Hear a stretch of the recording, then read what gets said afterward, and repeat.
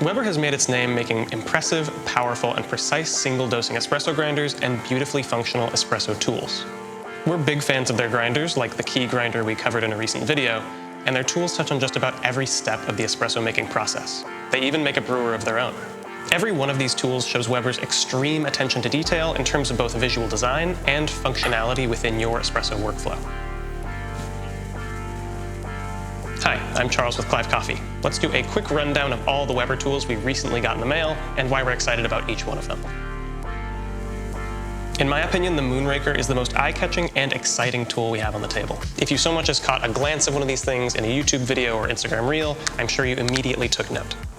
With its use of solid brass gears behind a chemically strengthened glass case, its design feels somewhere in between a premium mechanical watch and some kind of steampunk contraption, but in a good way. It feels super satisfying to use, and it also produces stellar distribution thanks to its overlapping geared needles. I always reach for it when we're shooting now because it feels like the ultimate insurance for a picture-perfect shot. As of late, shakers have become an incredibly popular distribution tool, and Weber's is excellent just like all of their other tools.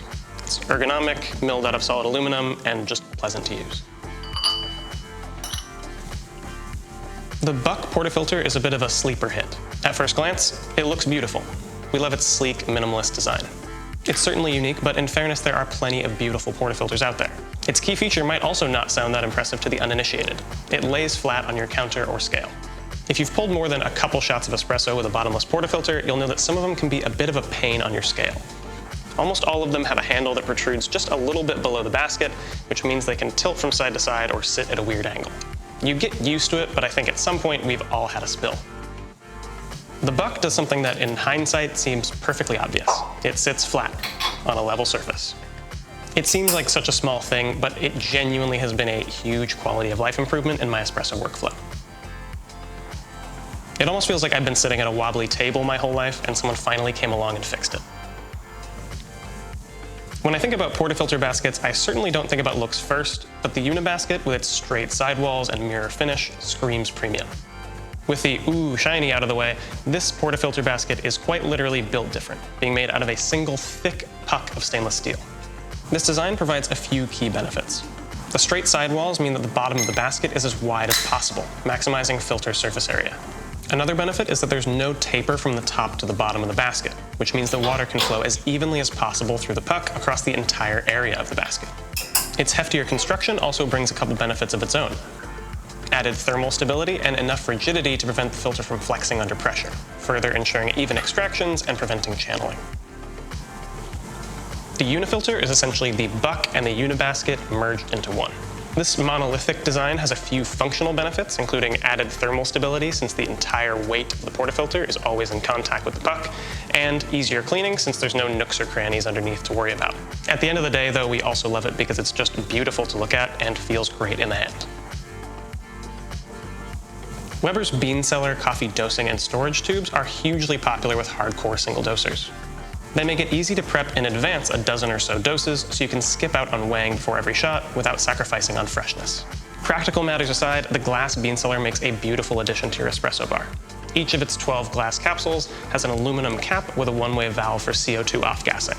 And they all rest in this teak wood caddy with a solid brass handle. They also make a really nice sound when you open them. Beyond the convenience of prepping your doses, this system also means that each dose of beans is exposed to as little oxygen as possible, only touching the air when you transfer them into the capsules from the bag and when you open each capsule to grind your dose. The polycarbonate bean cellar provides essentially all the same functional benefits as the glass set, including 12 tubes with one-way valves for off-gassing and a solid oak milled caddy. Their polycarbonate construction makes them slightly more accessible and more durable, which makes them a great option if you want to freeze your coffee. While still somewhat niche, there is a subset of home baristas who have found benefits to grind consistency, extraction, and freshness by storing their coffee in the freezer. We plan to do some testing and make a video on this soon, and these capsules will be perfectly suited to the task. The Spring Clean is a cleaning tool that helps facilitate more efficient and more thorough backflushing. It uses a piston and a spring to allow a greater volume of water to flow out of the group head, and then it pushes that water back through. It results in a cleaning process that's a bit less time-consuming and considerably more thorough.